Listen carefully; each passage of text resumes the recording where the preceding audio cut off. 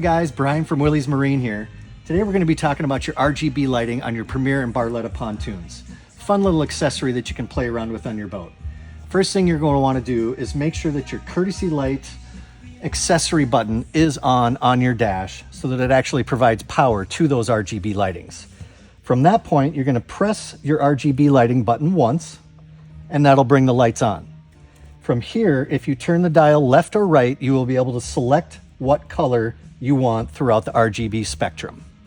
If we press the button again, this will allow you to dim or brighten the color. If you turn to the left, it's going to dim it pretty much all the way down. Turn it to the right, and obviously it's going to go as bright as you want. One more time, and it's going to bring on the strobing effect. Turn it to the left, it's going to slow down the change between the lights. Turn it to the right, and we got a little party mode going.